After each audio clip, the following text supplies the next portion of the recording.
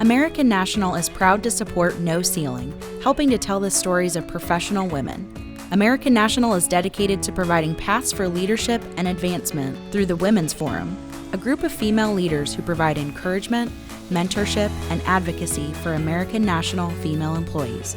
With 4 corporate locations in Galveston and League City, Texas, Albany, New York, and Springfield, Missouri, the opportunities for leadership advancement are vast. American National believes taking care of business starts with taking care of its employees.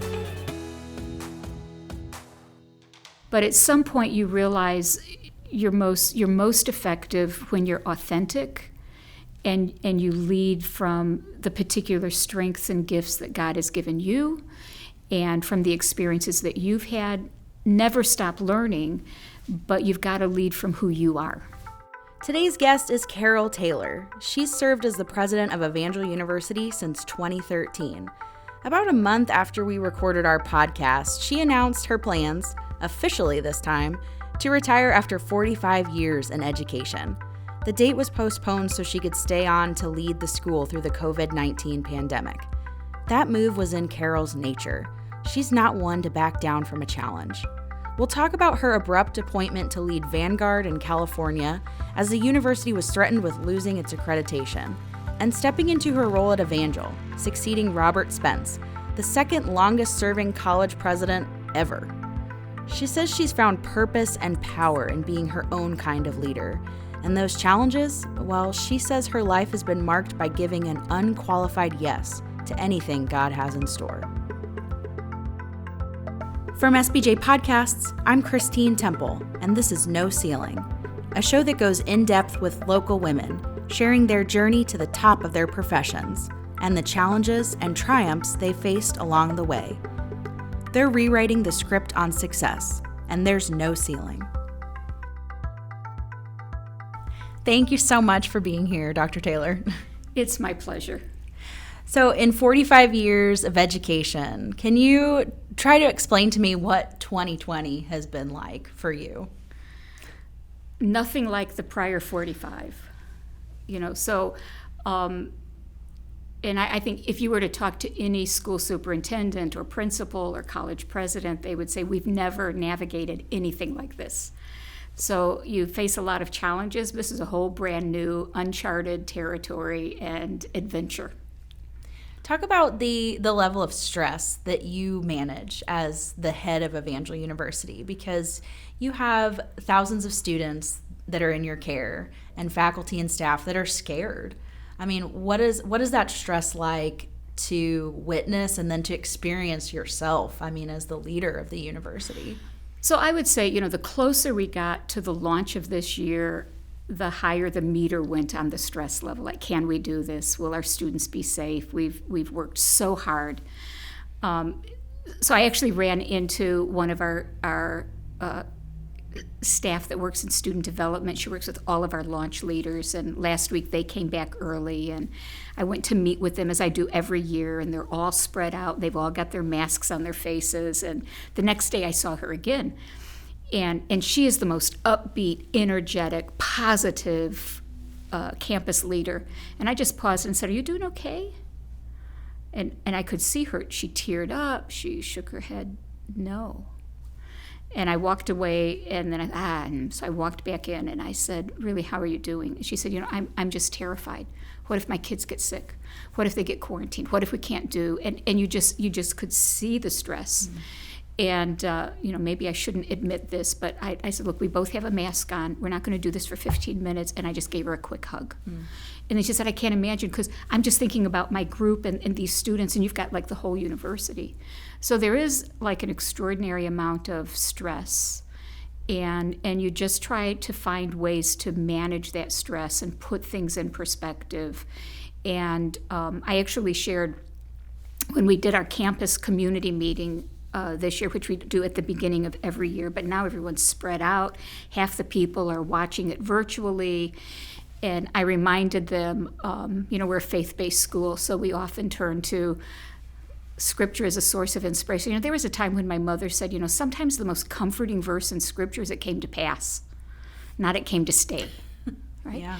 And I said, I just want to remind us, this isn't here to stay. We're going to get past this. There's life beyond this. But right now, it's intense. And so we need to try to find ways to put it in perspective. So even this morning was our first opening chapel of the year. And I said to the students, because, we're trying to say, we can do this. Come on, we can do this, even if we have to do it for a whole academic year. So I reminded them our academic year this year, including the weekends when we're in session, is like 214 days. It seems like forever, especially if you're a freshman student thinking this is my life. And I said, in reality, it's only 1/4 of your undergraduate experience. And hard to imagine your whole life, but an average lifespan today is 79 years. So that's like 28,800 some odd days. And I said, so this year, hard to imagine it today, but it's actually less than 1% of your life. It's like 0.7 something to be exact. And I said, if we can, so on a day when you're frustrated or stressed, just say less than 1%. This is less than 1% of my life. So we do all the things we can to try to have perspective and encourage each other. And then you just have moments when you just need to go to a quiet place and have a good cry, and then get up and go back at it. Mm-hmm. So as you're navigating the craziest year of your educational career, you also were meant to retire this month. Yeah. So how did that come about that you are that staying I didn't? And that you did not? Yeah. And well, who'd want to miss this fun, right? So the presidential search got a little bit delayed, and so I agreed that I just stay on, see that we get the year launched, and all the plans got disrupted, so why not this? And the truth is, the plans that I actually had of what I might be doing this fall, I wouldn't be doing now anyway. So it's actually an honor to continue, delay that a little bit and try to help the school. What were your big plans for retirement? What did you hope for in these years? I'm sure a lot of traveling, I would imagine, because you're not originally from this area. That's true. So actually my first big plan was I was going to take a bit of a sabbatical and just breathe and relax. And it did include some travel to areas where, so I was planning a trip back to the East Coast, where I spent 12 wonderful years in the Princeton area, to once again experience a true fall foliage on the East Coast. Well, that's not going to happen. But there will be other falls, and there will be time for that as well. So as you are, bringing comfort to students and faculty and staff and dealing with the challenges that COVID-19 are bringing, if the ship was bandaged before and you're headed into a storm, it's going to fall apart. How, what about your leadership style made that ship as prepared as it could be to head into the storm that was COVID-19? Well, I don't know that anyone would say, we're prepared for this, because we've never navigated this before. But I think you pull on leadership principles that you've developed over the years. One being you face the facts, and even as they change daily. Now we live by the motto, blessed are the flexible.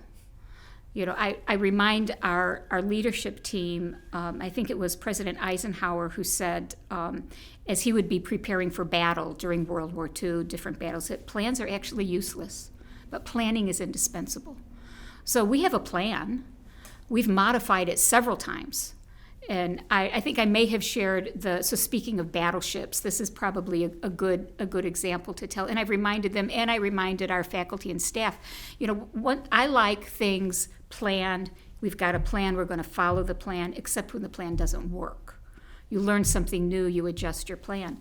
And there's a great story that Stephen Covey wrote in his book, The 7 Habits of Highly Effective People. And I actually shared this in another meeting, and I said, and I'm so old, I actually have the original publication that came out in the 80s. But I never forgot this story that he wrote that he says is true, and it's actually recorded in some naval journal. But there are these battleships out, I believe, in the Atlantic, and they're just doing maneuvers out at sea. And it's this really foggy night. And one of the officers on deck, the captain was actually on deck, and one of the officers says, well, sir, straight ahead there is a light, and the captain says, is it steady or moving? He said, steady. We're on a collision course. Captain says, signal that ship. Advise you change course 20 degrees. Port, I forget what side it was. So they signal comes back, advise you change course 20 degrees. Now the captain's a little miffed. You signal, I'm the captain of the ship. Signal comes back, Seaman second class, advise you change course. Now the captain is furious. Who is a seaman second class to tell a captain of a ship that he's got to give way? And so the captain, so you signal him, I'm a battleship. Signal comes back, I'm a lighthouse. They changed course. And so, so what I've tried to encourage our team to say, look, we've got a great plan. But as we get new information, we're going to adjust course. We're going to change course.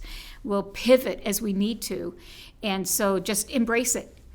And so we frequently say, is that a lighthouse that we're looking at? Do we need to? And so even as late as just 2 weeks ago, we changed our plan. Our initial plan was that we would test all of our student athletes and our student leaders, so frontline student leaders, for COVID coming in the door, just as a gateway to say, do we have anyone that's arriving? And we 2 weeks ago said, given how this thing is growing and the fact that we have students coming from all over the country, let's test every student as they're coming in. So if there's someone who arrives and they are positive, but they're asymptomatic, they don't know they're positive, we can catch them coming in the door. Turns out that was a good decision. Because your students are back on campus now. Yes, they are. So you found a few students. Yes, we did. Yeah. And yes, they are isolated. So they are allowed to stay local? So every case is individualized. So if a student has come a long distance, it's not feasible for that student to go and isolate at home. Or if they have family members at home or their home situation is such that it would put members of their family at risk, that would not be the best option for them. We actually have 3 dorms where we have floors that we have reserved just for students to be able to isolate there and have food brought to them. In some cases, a student lives nearby and their best option is actually to go home and isolate there. So it's not a one-size-fits-all. Mm-hmm. So, of course, 2020 was certainly not the first challenge you faced in your career. Let's go back to your time at Vanguard University in California. So I've heard a number of folks describe that as really a giant that you were facing. Uh-huh. So, of course, the president of the university resigned, mm-hmm. left a hole there. You were facing a threat of losing accreditation. You also had a massive debt that the university was carrying. And then you were asked to step in to that role as president, acting president, I guess, at the time. Mm-hmm. Tell me about that experience and why you accepted such a daunting challenge as your first president role. Yeah, so where to begin? So I had gone to Vanguard as the provost, chief academic officer, and to help them navigate, they were up for reaccreditation. And I'd had some experience with that. And so I thought I was going to just help an institution move their academic programs forward. And then, we kind of went over the cliff. I still remember it was an emergency meeting of the executive committee of the board and executive presbyters. We were a denominational school. We were 1 month away from having to face the entire accrediting commission and really make a case why our accreditation should not be terminated. And it was in that meeting that they turned to me and said, would you be acting president? And you've got a month to figure out a plan. And a few days before that, a small group of us had actually met with the president of the accreditation commission. And it was a difficult meeting. And I could still hear his voice on one side, what this school needs is an experienced turnaround president. And he named someone. Next 3 years, come in and fix this mess. And so they're asking me, and I'm thinking, I've never been a president. I've never turned an institution around. But I could hear his voice, what the school needs, and thinking, I'm not that person. At the same time, and it was interesting because I don't know why, but I turned and looked at the door. Yeah, you've got one here too. And there was this sign above the door. red letters. It was lit up. It said exit. and if you remember Teletubbies, and they go, run away, run away. And I thought, it seemed to be beckoning me to run away. At the same time, I thought, this is really a good school, and it shouldn't die. And the question occurred to me, what if this is why you came? And let's see if it's actually possible for the school to navigate this. So in that moment, with those two voices, I said, okay, let's see what we can do. So then, the great success is that you were only on probation for 1 year.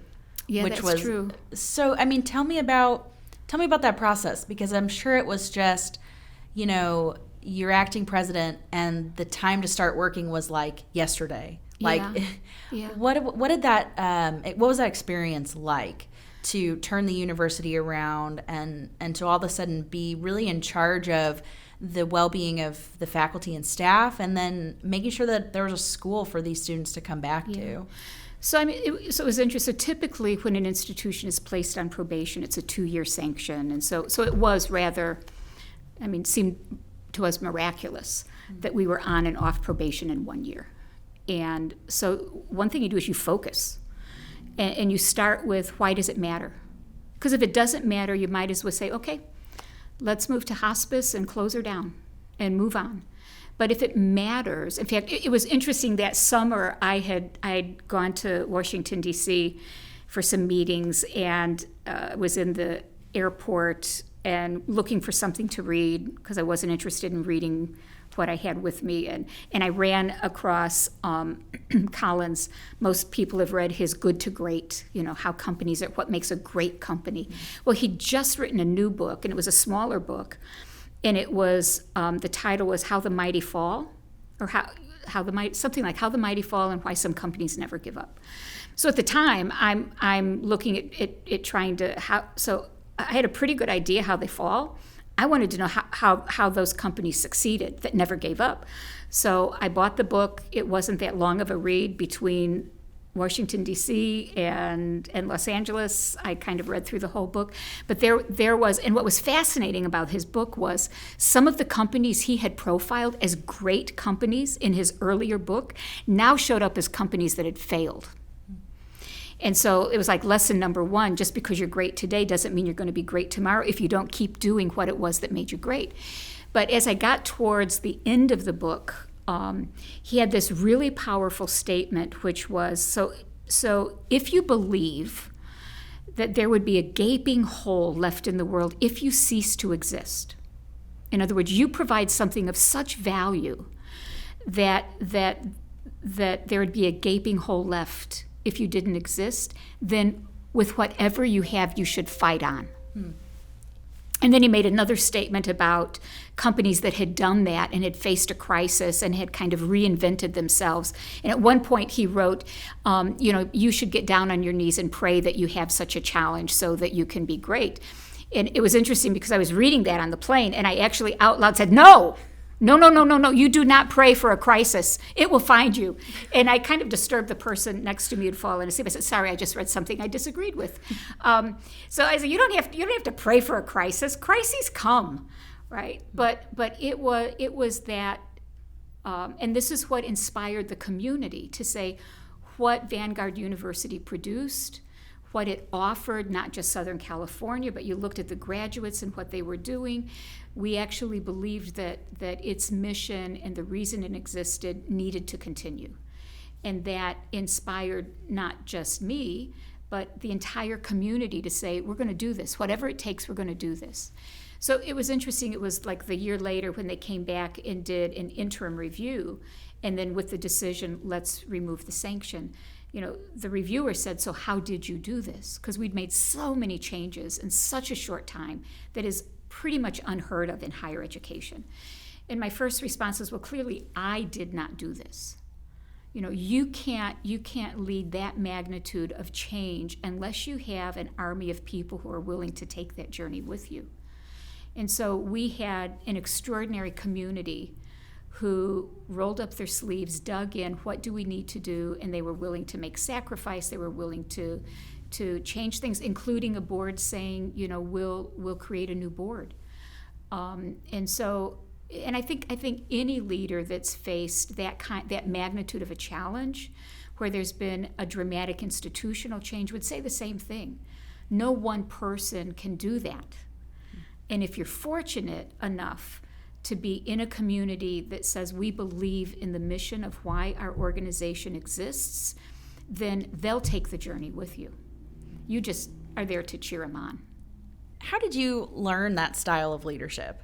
Because you're someone that, people gravitate towards. You're someone that I've heard a lot of people say, that Carol Taylor, she's so inspirational. I mean, how did you learn that? By doing hard things, right? So if I go back to the Vanguard story, I think it's I've never been a president. Like, why would an accrediting commission believe that I could do this? At the same time, the thought occurred to me, so if you're not one, go find one and see if that person would be your advisor. And I was really fortunate that not too far up the road in Southern California terms, which could be anywhere from 1 to 2 hours, was a highly effective president who had just recently retired, who had also happened not only to be on the commission for accreditation, but who had chaired it and was one of the most highly respected presidents of a private college or university in California. Agreed to meet with me, and I actually asked, would you be my advisor?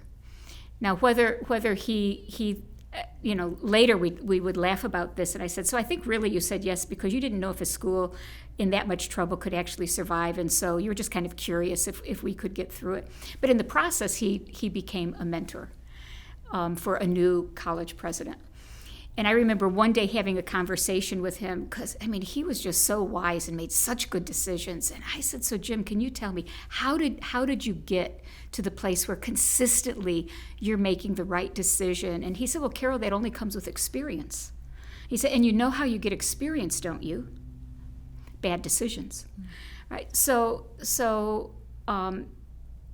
we all have experiences in life that either we learn from, and it kind of adds to our toolbox of things that we can use, and also helps us build a kind of resilience, or we fail to learn, and then we tend not to be of such good service.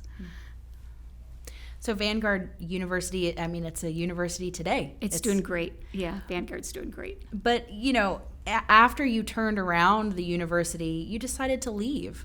So tell me about the conversation and what that was like when you were asked to come to Evangel University, and what was your initial response? So my initial response was, no, thank you.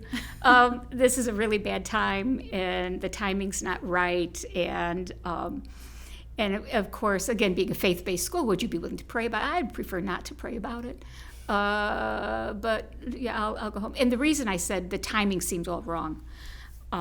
So this was fall of 2012. In spring of 2012, at this phase of my life, both of my parents shared a home with me. My father had just passed in that spring. That summer, my mother had just been diagnosed with dementia. So I'm on this new journey with my mother, having no idea where this journey will go, how long it will be. The thought of uprooting her and bringing and moving her just seemed like a really bad idea. So I remember as I flew back to California, I thought, well, I'll sit Mom down and say, so what do you think about this? And I'll cue it up. Dad's buried here. We like the weather in Southern California. Got great doctors, good friends, and give her the opportunity to say, I just can't do it. And then that's it, because my number one promise to my father is, it's okay, Dad, you can go. I'm going to take really good care of Mom. And so she was going to be my out. And this is a horrible thing to admit. And instead, when I laid it all out for her, she shocked me, which is, I think if that's what God wants you to do, we better pack up and go. Are you kidding me? Like, now I got to really think about this. And ultimately what drew me back, Evangel's my alma mater. My journey as an undergraduate student was at Evangel. And even the seminary, a few years later, I came back and did a master's degree there. And so it seemed, in this, what would be the last season of my life in higher education, perhaps it would be a good thing if I could give something back to my alma mater. And the truth is, this is a beautiful area. Springfield is a wonderful community. There are extraordinary community leaders here. And in all honesty, cost of living in the Ozarks is a little bit better than the cost of living in Southern California. So we came. But it wasn't, just a challenging personal time. Of course, you were coming into another challenge at the university. Central Bible College, Assemblies of God Theological Seminary, and Evangel were consolidating, which was not something everyone loved. That was no kidding. That was that was a challenge, and then you were also going to be coming after a 40-year college president, Dr. Robert Spence. And 40 years is like one of the longest serving college presidents in the United States. I think the second in the U.S. that had gone 40 years. At that time, at least, yeah. And I think you've mentioned to me before that like a typical tenure of a college president is... 3, 4, 5, yeah. Maybe 7, yeah. So, and you also accepted in coming to Evangel a bit of an unusual arrangement to serve alongside Dr. Spence for 1 year. Not only a really challenging time in your personal life, but also another big challenge to tackle. What was that first year at Evangel like? So it's very unusual. I couldn't imagine, and I think President Spence was willing to say, we'll just stop here. But how do you say to someone, stop at 39 with one more year? It could be 40 years, and he had given his life to this institution. I think had it been any other president, it may not have been able to work. The way it worked, and the reason it worked, was because it was President Spence. And I think also, as I thought, and I remember having second thoughts, what am I, this is going to be hard enough, and like, what are you thinking? And the thought occurred to me, because at that point I had been at Vanguard only 6 years. And I thought, Carol, if you're having a hard time thinking about leaving Vanguard, you cannot begin to imagine what the Spences must be experiencing after giving their lives to this institution. And if you say yes to this year that is his 40th year should be a year where you spend honoring him. What many people did not realize is that when I arrived, so that first semester, and I think he had served his entire tenure without ever having a sabbatical. So that first semester, he was on sabbatical. And when I arrived, he said, you need to do this from the president's office. Most of the world did not realize that last year he did not have an office on campus. But it would be, if you knew him, you would say that would be typical of President Spence. So I think the only reason that actually worked was because of who he was. And then I just had the delight of being able to celebrate the life that he had given, and then very quickly realized it was that life he gave wasn't just to Evangel, but was to all of Springfield. Very quickly I realized that he had served on just about every significant board in the city and had chaired the board and was beloved. And as you're aware, this past, was it, I think January, early February, he was given a key to the city, and it was only 1 week later. None of us knew 1 week later that he had a massive stroke and was gone. But I thought how appropriate that one of the last tributes to him was being presented a key to the city by the mayor. Yeah, an extraordinary, extraordinary man. So how did you look at those years, after that first year? So now he's gone, and now it's Dr. Carol Taylor, president of Evangel University. How did you create your own space? How did you be your own president? Well, so I don't think you create your own space. I think so that first year, the number of people, and I know it was said with great affection as a way of honoring President Spence. People would say to me, mighty big shoes you've got to fill. Well, if you remember President Spence, he's like 6'2". I mean, he is, and when he stands at full height, he has a significant presence just physically. And I've seen his feet. He had really big feet, when you're over 6 feet tall. Well, I'm 5'3". So at one point, I would just kind of make light of it and say, have you seen the size of his shoes? I think this will work better if I wear my own shoes, which is actually kind of an encouragement for any of us. Mm-hmm. You can't lead by being someone else. You can't lead by trying to replicate the person that you're following, and it works best if you lead from who you are, and not feel the pressure. And nobody put pressure on me. Well, that's not the way President Spence did it. But at some point, you realize you're most effective when you're authentic, and you lead from the particular strengths and gifts that God has given you, and from the experiences that you've had. Never stop learning, but you've got to lead from who you are. When we come back, Carol shares her encouragement to women in creating opportunities for themselves and for the women who will come after them. And we'll talk about how a third-class Stagecoach ticket helped inform her approach to leadership. Support for Season 1 of this podcast is provided by presenting sponsor American National Insurance. We'll be right back. Financial success? It's not just about money. It's knowing how to make the most of it. It helps to have your own banking expert who can offer guidance, new ideas, and smart solutions. At Great Southern Bank, you'll find that expertise along with a full-service team to handle all your personal and business banking needs. Learn what we can do for you at greatsouthernbank.com. Ranked a Forbes 2020 World's Best Bank by our customers. Thank you. Member FDIC. Springfield Business Journal has been the business authority for over 40 years. SBJ strives to provide the most relevant, timely, and accurate business news you need to make important decisions. Locally owned and operated, Springfield Business Journal helps businesses market themselves to other businesses. Since 75% of the readers are the owner, GM, or VP at the business, SBJ helps your business influence decision makers when it matters most. If you need to raise your profile when businesses are considering your category of service, make sure you are differentiating yourself by using the Springfield Business Journal.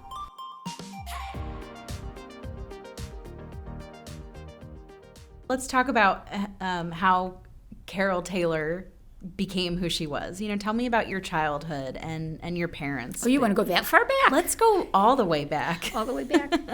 So I was born and raised in the Chicago area. There's still a hint of that good Chicago accent that comes through, especially if I say you guys. I will have to say I've been extraordinarily blessed. I had parents that were, I grew to appreciate it even more as I grew older. Just an extraordinary father, an extraordinary mother, very different personalities. My father was actually an automotive engineer. He was, and probably I would say if someone asked me who was your greatest role model, it would be my father. He was a man of integrity. If he promised you something, you could take it to the bank. There was no duplicity. He loved his family. He loved God. He was a generous man. So if you had a need and he was aware, and if he could help meet that need, he was there for you. And this was, not so. And I think I saw this over the years. So it wasn't so much that I got lectured and that, my dad would say, now here are the 5 rules you need to live your life by. It was more, I just watched him.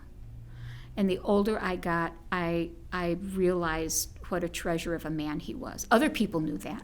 Sometimes kids learn it a little bit later, right? Parents get smarter as we get older. So I was just extraordinarily blessed with parents who loved their family, cared for us, always encouraged both my mother and father to look at opportunities that are there. I never felt at any point they said, oh, you shouldn't do that or don't do that. I learned later there were some things I did that they were a little nervous about, but always encouraging, always supporting. My biggest cheer team was my dad, and just an extraordinary business leader who not just for what he accomplished in business, but for who he was, that said to me, that's a life worth emulating. Yeah. So then, what inspired you to get into education? So sometimes careers find us. I sometimes tell students who are really always concerned about, so if you talk vocation, actually the word vocation comes from Latin vocare, which is to call. So you think of the area you work in as a calling. You have a particular set of interests and gifts and skills, and you gravitate towards a career, a place to serve where you get to, where work is not hard, but it's fun. I mean, it's hard too, but you know what I'm saying? Mm-hmm. You gravitate towards that. So I remember I didn't declare my major until my junior year, but I, even as a young woman in the church that my family attended, it wasn't a real large church. I worked with kids, loved it. And so I was struggling. Would I be a music major, an art major, an education major, and it was just kind of a natural progression. I started as an elementary education major, and never imagining that I would flip to the big kids at the college level or get into administration, but realized I love the possibility of being able to encourage and inspire young people to succeed and do things that perhaps they didn't imagine they could do. Mm-hmm. So for me, it was just a natural fit. Mm-hmm. And so what was your first job in education? So my very first teaching job, so it was really kind of unusual. So I finished my program here at Evangel and went back to the Chicago area. My very first job was teaching in a Greek Orthodox school in Chicago. And I remember when I went to interview for the position, and so it was a very large Greek Orthodox church. Obviously, Taylor, I'm not Greek. They loved to tease me that I was their token non-Greek unorthodox teacher. But I remembered leaving the school after meeting with, it was actually an Orthodox priest who was the headmaster of the school, thinking, there was something intriguing about that. And I'd always been fascinated with other cultures and other people, and thinking, I think I could have experiences here that I might not have in a traditional public school. So I spent my first 3 years living in the Greek community. They kind of adopted me, gave me a Greek name. So if I were there today, it would be Tayloropulu. And I just had an incredible time, and then ended up, interestingly, moving from that, working with international students at a university level, and for a number of years before looping back to more traditional programs. What are like some things throughout your career that are just that you found to be true everywhere, about education, about students, about that calling you speak to that's such a critical tenet of Evangel University? So that's true everywhere. Students are hungry to learn. They have dreams. They need people to encourage those dreams. They have fears. They need people to say, you can do this. There's a path forward. They need cheerleaders. I think that's true whether you're in a small Greek Orthodox school in Chicago, or you're at a large state university, or a small school like Evangel. And I think I've also found, being blessed to have served both in public education, private education, every place where I have served, I have found men and women who are passionate about investing in the lives of students. And so extraordinarily blessed to be in communities where men and women are committed to making a significant contribution, making the world a better place. You know what they say about, if you can read, if you can do this or that, think a teacher. It's true. It's true. One of my favorite, so every year, because I was an education major, I think, the education department each year, as they're getting ready to graduate a new group of teachers, they've done their student teaching, we're going to send them out into the world. They often ask me to come and share with them. And I share Mr. Holland's Opus. Isn't that the name of Mr. Holland's Opus? Yeah. So, and the movie was out before they were born, which makes me realize how old I am. But it's about this music teacher who has this dream of writing this and conducting this fabulous opus. Spends his whole life writing this wonderful piece of music, but he's a high school music teacher. And towards the end of his career begins to feel that he's a bit of a failure, that he hasn't really done much of anything. School he's at is cutting budget, and so he's going to retire because they're cutting out his program. And as he's packing up to leave, his wife and son are walking by the auditorium, and they say, well, let's go in one more time. There's something going on. What he doesn't know, when they open the doors, the auditorium is filled with his former students. On the stage is the orchestra that is comprised of some current students and students that he taught years ago, including the governor, who was not a very good music student, but he invested in her life. And here's what they said to him. We are your opus. Yeah. Right? And I think in the world of education, educators have the extraordinary opportunity to help students catch a glimpse of what their lives could be and encourage them. We are the music of your life, is what they said to him. So it's a wonderful place to invest your life.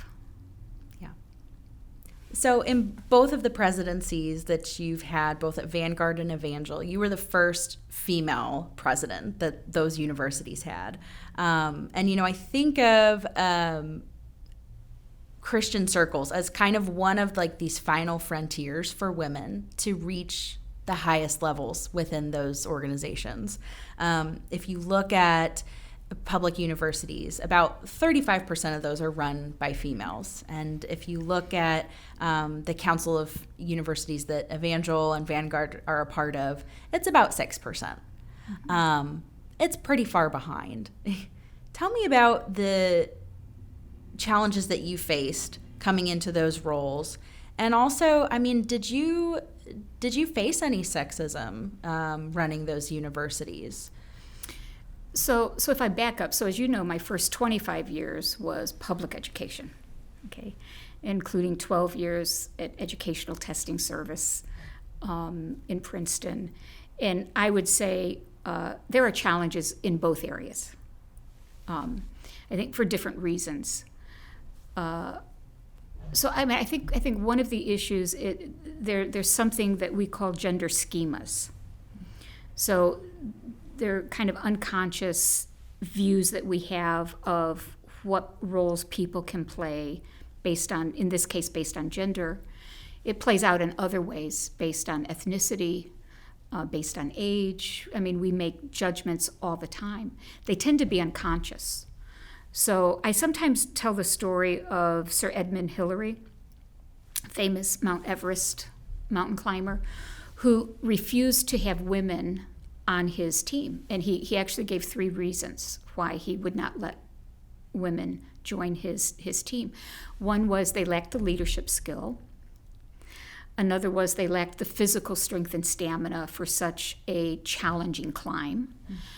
My favorite one that he had was because everybody knew that at high altitudes women would become delirious. And I think he had a different word that he used, but and so there are a couple ways to respond to that. You could fight and argue and say, no, you've got to let me go, you've got to let me go. There was actually a woman named Arlene Bloom who was a mountain climber.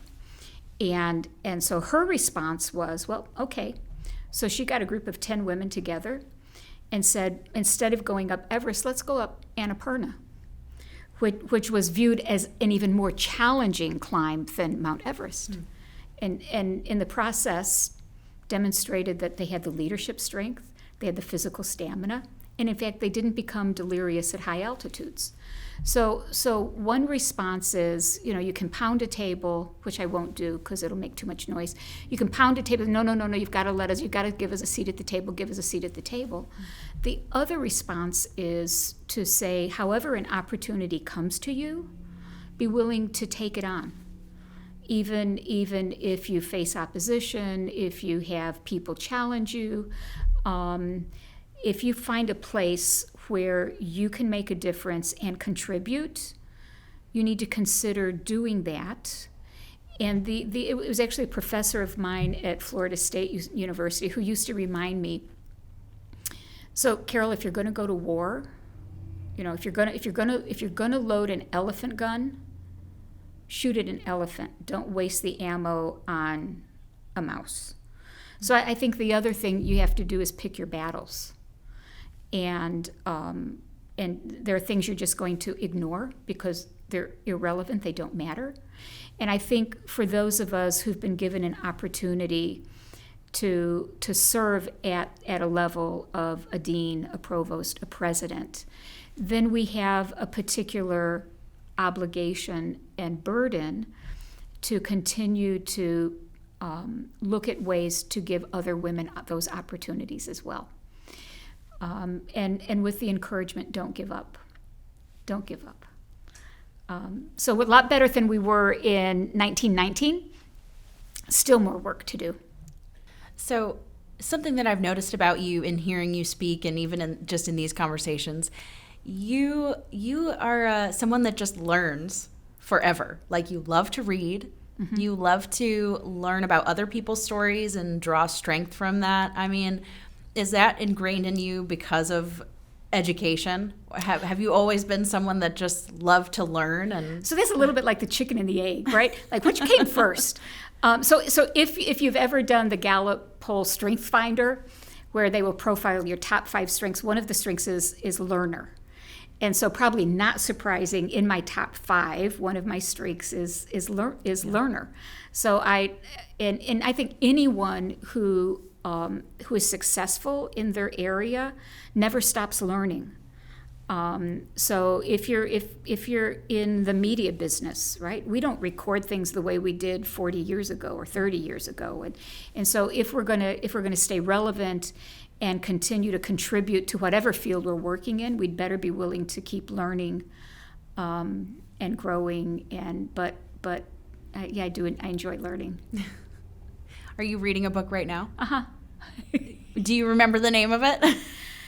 So usually I'm usually reading a couple books at the same at the same time. So I've got a couple that I'm reading. Yeah. So I would say, actually, so given that we're in another kind of tumultuous political season, I decided I would reread Arthur Brooke's book Love Your Enemy.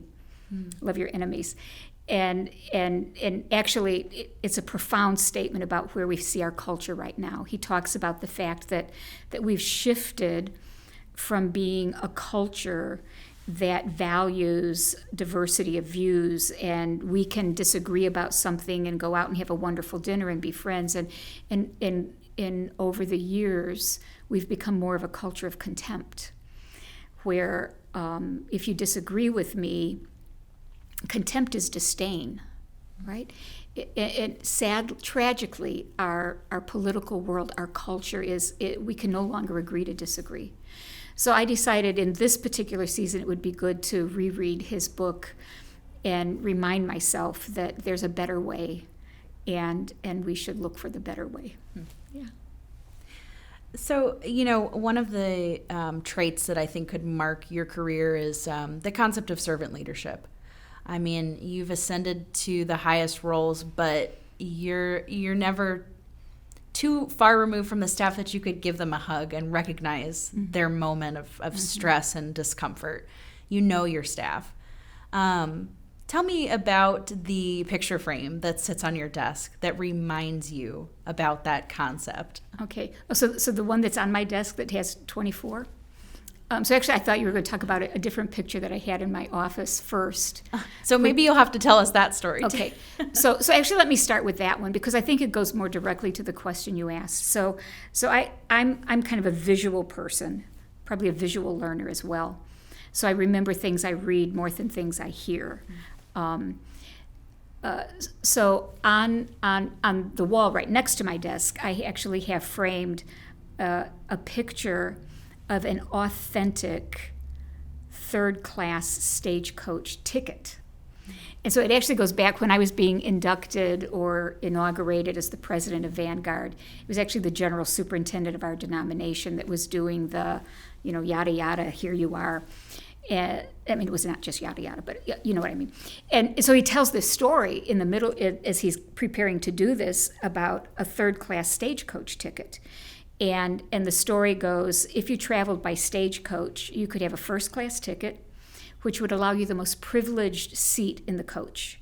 And if anything happened along the way and the coach got in trouble, you could just retain your privileged seat. Often where you sat, you didn't even have to watch the other people working.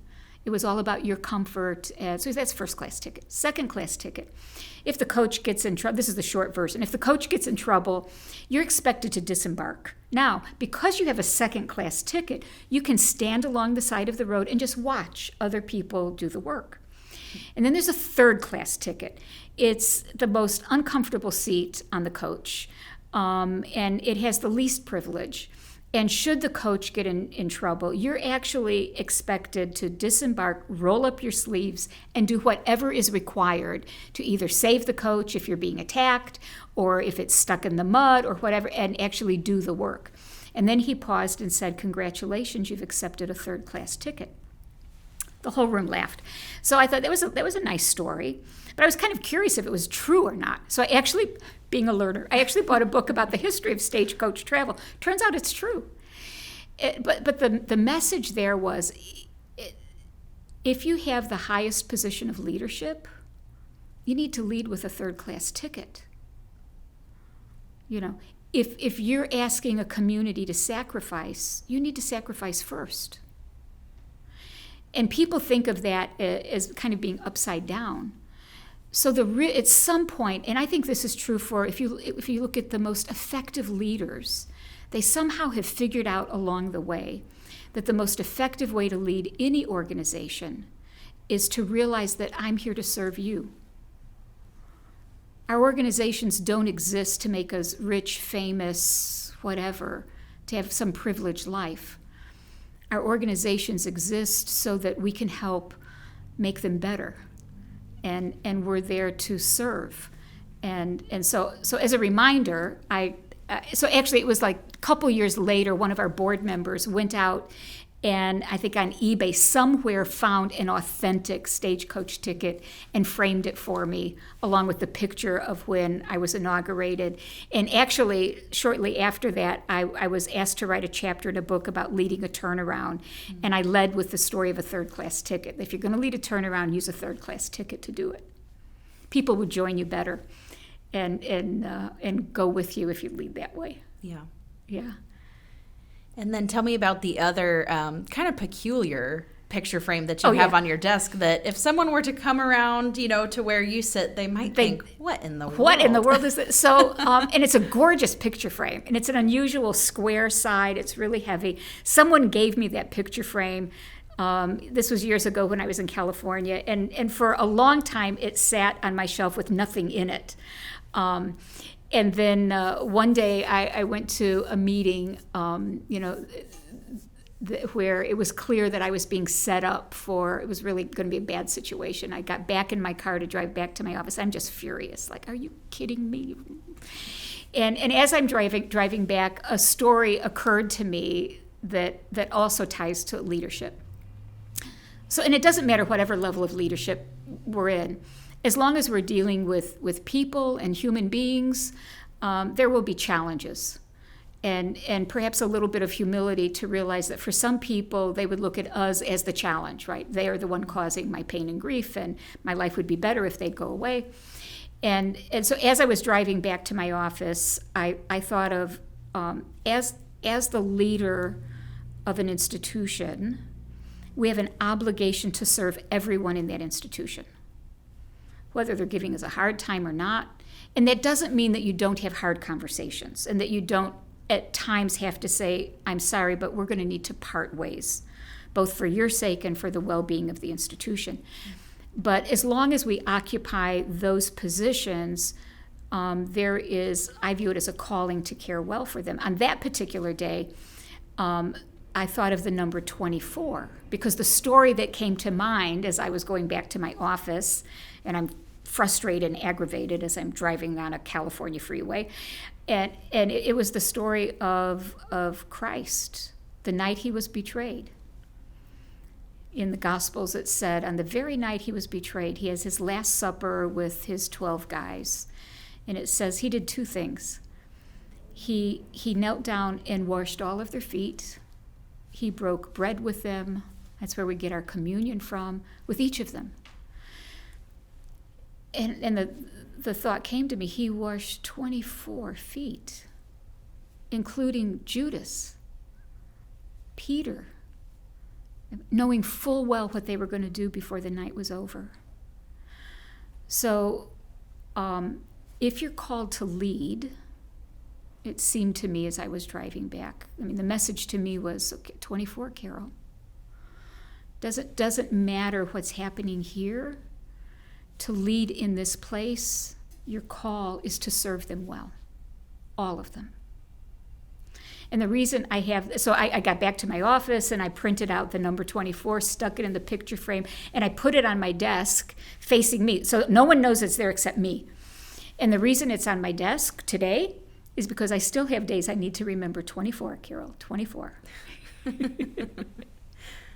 So, you talked about as a kid how you learned from action from your parents. So wasn't a lot of big lectures. And of course, you've given a lot of speeches. You've given a lot of commencement speeches. You speak to the education department. And so I'm sure students have learned from you that way. But what do you want students, faculty, staff, the people in your sphere of influence, what do you want them to have learned from your actions? So there's probably a list of things I would hope. But probably top of the list is that your most meaningful life will be found in finding a place where you can serve and make a difference. And it's not about you. The other thing I would hope that people would learn is one of the best ways to navigate all the challenges that we all have is to cultivate it's actually, I think, a spiritual discipline of gratitude. So even on a hard day at the end of the day, to say, what can I be grateful for today? It helps put life in perspective, helps you in those really hard times to recognize. So, and my mother was a master at that. So we would often end up, especially after my father passed and she was diagnosed with dementia, we would often end the day and I say, so Mom, what are you going to be grateful for today? One of the days that stands out in my mind with her this was literally 1 week after we had my father's memorial service. We're exhausted. It was a Saturday. It was a beautiful day. And I said, so Mom, let's go out for lunch today. There's a place we like to go that had open air seating. It was just beautiful. And we're just going to have a relaxing day. And that morning, there was this bang, and suddenly we had a water pipe burst. And it was at the upper level. Water's coming through the ceiling fan, and I'm on the phone, I don't know how to. I called my dad's best friend, Marlon, where are you? I need some help here. He says, I'm in Mexico. What are you doing in Mexico when I need you? Carol, shut the water. So he tells me how to shut the water off. We get the water shut off, but I've got water damage everywhere, water shut off. So we're having that evening to go to a hotel to stay. And by the time we get there that night, we are beyond exhausted. In fact, as we're checking in, I said, we just need to pack a bag for the night. We'll figure things out tomorrow as the crew comes and begins trying to get the water out of the house and all of this. So here we are in a hotel room. She's sitting on the side of the bed across from me, and I'm thinking, this is going to be really hard. I said, so Mom, what are we going to be grateful for today? And she starts off, she said, well, She was a really tiny little thing. She says, well, we can be grateful this didn't happen last Saturday. Oh my goodness, yes. We had family here. We had a house full of people. You are right. We can be grateful it didn't happen. And then she said, we can be grateful we were home. You got the water shut off. Another home in the area had that happen, and it completely decimated their home. We can be grateful for that. We can be grateful. We've got resources to stay at a nice hotel tonight. And she just started rattling off. You're right. You're right, Mom. We've got a lot we can be grateful for. So I think even this time of COVID, with all the stress, at the end of the day, to say, what can we be grateful for today? And you can always find something that you're grateful for. And I think that helps keep perspective. It helps navigate the challenges that we all face. Not a bad way to live either. Yeah.